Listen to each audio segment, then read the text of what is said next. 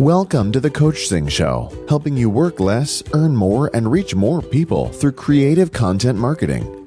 Join the Coach Zingers community, where the world's best coaches, therapists, authors, and speakers come together to discover the latest trends, forge powerful joint ventures, and grow their business together.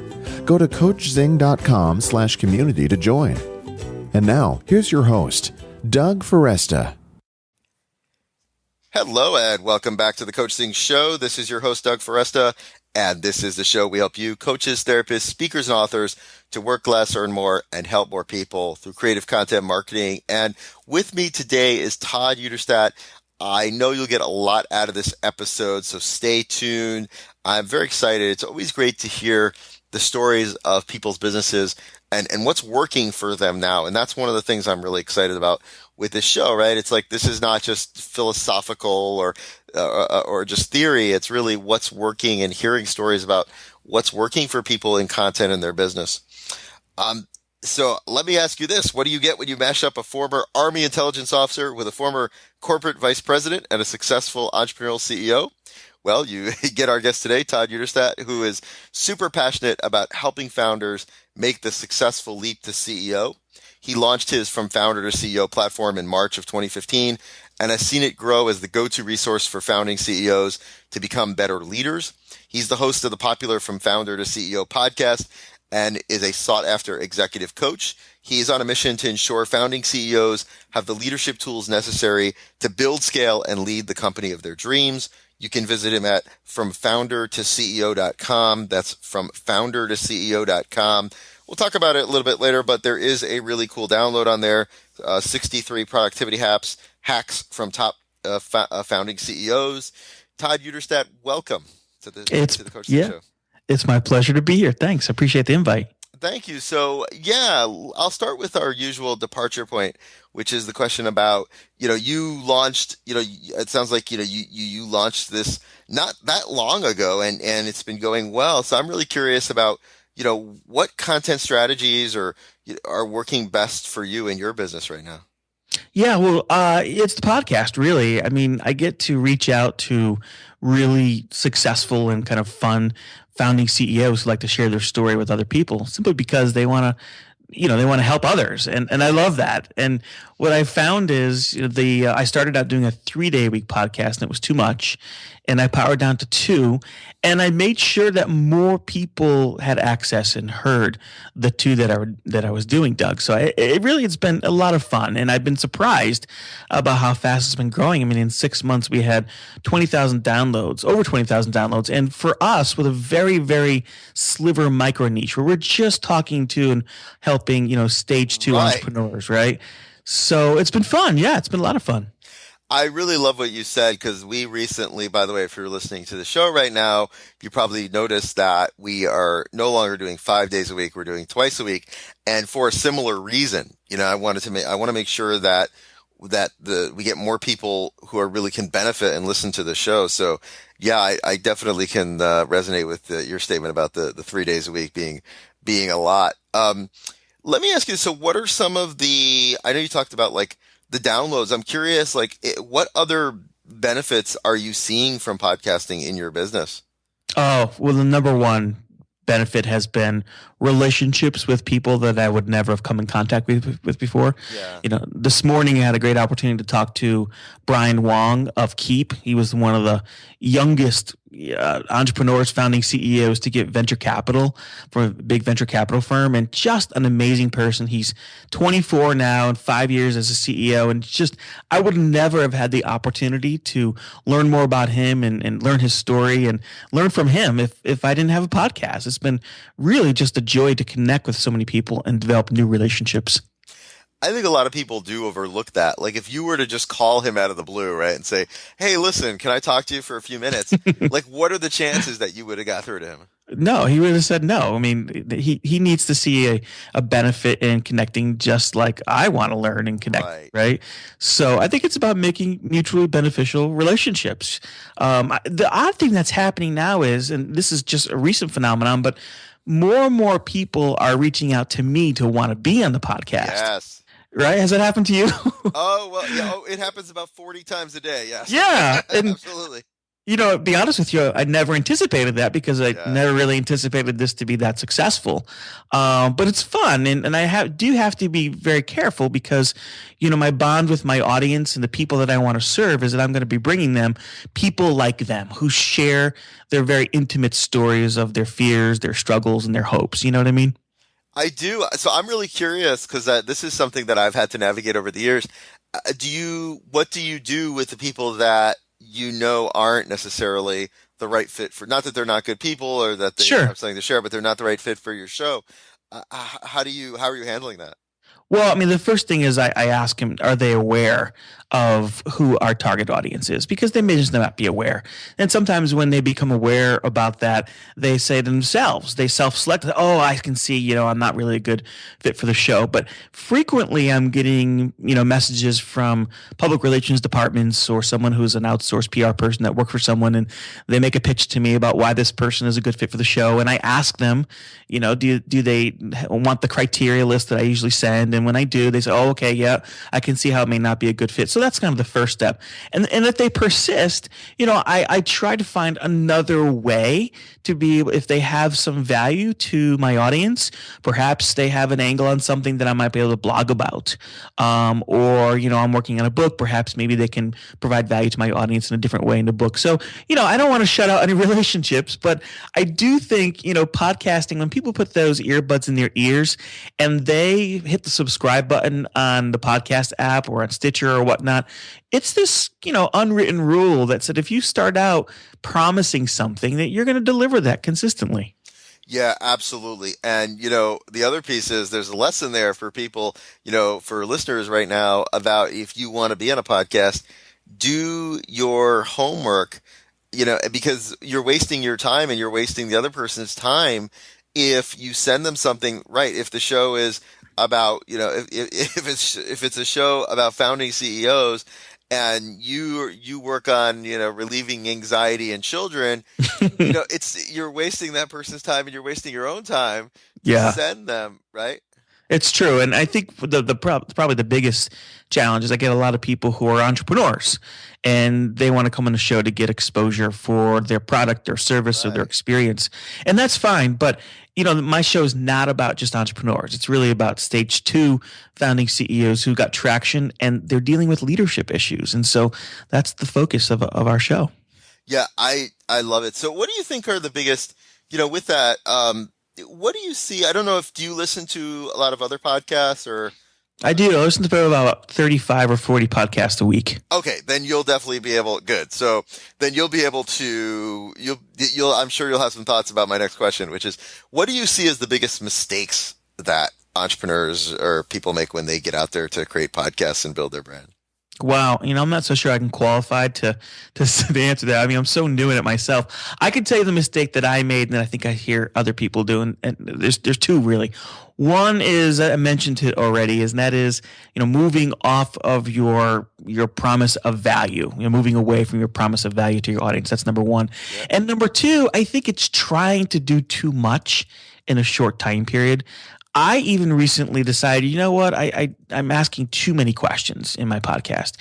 I really need to boil them down to a set group of questions and develop a dialogue that people can really get some real value out of. And I felt rushed. I felt like I was just going down a list of questions. I love John Lee Dumas, and I was in his mastermind group. Only John Lee Dumas can do the John Lee Dumas gig of the questions, right? I think you have to find your own voice, and I think I'm finding my own voice by not trying to do too much in my 30-minute format. That's awesome. And yeah, if somebody else starts another podcast with On Fire, right? It's like, plumber on fire. Right, I know. But he's great. I mean, I love him. His enthusiasm is contagious, And no, but that's John, though. In other words, the whole point is right. But if you try to steal John, you're not gonna. And I've had this conversation with John, and he has said, don't copy me. I'm not try to tell anyone to be me. That's not even my message, right? No, he's very clear about that, Yeah. and I appreciate that he's clear about that. But yeah, I mean, you have to.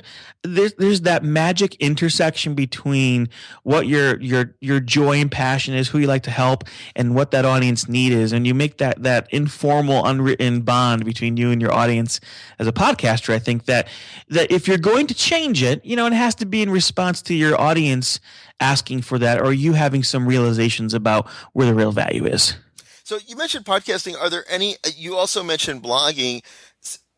I'm curious about how those things fit together for you in your business. Like, do you blog and podcast about the same topics, or how do you fit those together?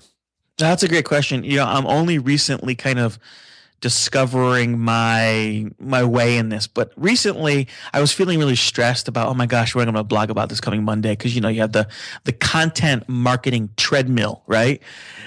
And so I said, you know what? I'm just going to go back. I've talked to so many people now. I'm going to go back to some issues, some points in my podcast interviews, and I'm going to find something that we didn't quite fully talk about, or that I didn't really have an opportunity to kind of share my thoughts on. And so recently I've been doing that more. I mean, really going back into the content I've already created instead of trying to create something wild and new. And that way there it's much more organic, and it's an extension of the podcast that I've already had. I love that. I think that's great. Are there any other things that you're thinking about down the road, thinking about adding, or are you happy with where you are? I'm just curious, like if there's anything that's catching your eye, anything that you've been thinking about, or. Well, our platform is relatively new, and so we're in the process of pulling together our audience and also discovering what their true needs are. And so we have visions down the road where we're going to be working on some online courses that are going to meet the needs that we keep hearing from founding CEOs. But from a marketing perspective, I recently discovered Nathan Chan was on my podcast, and he's the founder and CEO of Founder Magazine. And he sells this Instagram domination course that's just amazing. And what I have found is the more I take some of my content from my podcast and put it on Instagram, I get just a huge amount of engagement on Instagram than I do Twitter or LinkedIn or even Facebook. And so that's been a real learning for me, and that's what I'm discovering more and more is I'm able to build a larger audience more quickly on Instagram than almost any other platform now. That's really interesting. I've heard a couple of people talk about Instagram. I think I visited it once. So I'm not an expert at Instagram by any stretch of the imagination. Can you say a little bit more about how you do that? Like, sure. Yeah. So, for example, today on my podcast, we interviewed, trying to remember her name, Allison Downey, and she's founder CEO of WeSpring. And so what I do is I have a little template, and I take a really impactful quote that she said during the show, and I have her picture, and I have a little information on the bottom of the picture of the latest episode, and I put it up on Instagram, and I'll get sometimes up to 80 or 90 likes and some comments and whatnot on just that Instagram image, because it's very well thought out. I didn't just throw up on Twitter, and on Twitter I won't get that much engagement. I won't get that much engagement on Facebook, and people seem to really engaged on Instagram a lot differently when, for example, I share quotes that are impactful from my podcasts. I like that a lot. I think that's great. Wow. So that's a great podcast marketing strategy too, right? I mean, that just absolutely. Yeah, that's a great way to, because people are always looking for, how do I grow my podcast? How do I get more listens? So that's a fantastic takeaway. Yeah, absolutely. And I highly recommend Nathan Chan's course because don't quote me on the numbers, but he said something like he gets maybe 2,000 new opt-ins a week on his list because he has thousands of people on Instagram now that follows him, and he has got a really great lead magnet, and he gets 2,000 new opt-ins a week on his Instagram platform. That's amazing. That's really amazing. And I think there's less noise. There's probably less noise and less clutter there than there would be, and like Facebook is so saturated right now, right? It's like we're looking, but I think Instagram is still has a lot. It's not as much noise and clutter. I agree. So how about obviously you're on you're on this podcast now. So I'm curious about how you decided to make the leap from doing your own podcast to also being on other people's podcasts and what that's been like for you. Yeah, I mean, I haven't gone out and sought trying to be in other people's podcasts. I respond when people invite me, and I appreciated your invitation. Yeah. I have not put that in terms of a very proactive, intentional activity right now. I just have responded. And so I've been on, 4 or 5 of them so far, but I really enjoy doing them because, I think the more you talk to other people about your business, the more you get to think about your business and refine some things that are not quite clear in your mind. And so even having this conversation with you is reminding me, oh gosh, do I have all my Instagram stuff ready for next week? Yeah, no, I mean, I've got absolutely, it's like the cobbler's boots, Yes. Content marketing show. It's like, I'm too busy to do my content marketing because I'm doing a content marketing show. Exactly. I mentioned can you say a little bit about, I'd mentioned at the top of the show about you have a download on your website. Can you say more about what that download is? Yeah, sure. So, I try really hard not to just make extra content to make extra content. I try to really think deeply about the people who've already spent their valuable time with me. So when we were thinking about, gosh, what would be something really valuable to the people in our audience, something that they can really get a lot out of, not just some checklist or whatnot.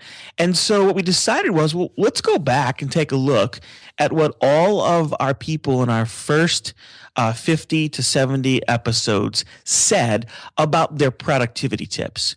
And so we took all that information and we put it into this really beautiful PDF that my marketing team put together that really categorizes all those tips in very actionable areas. So for example, productivity tips with project management or with email. And so it's a mix of not just tips, but also resources and tools that other founding CEOs are using. So I figured, well, gosh, why not share that with everybody in a much more accessible format?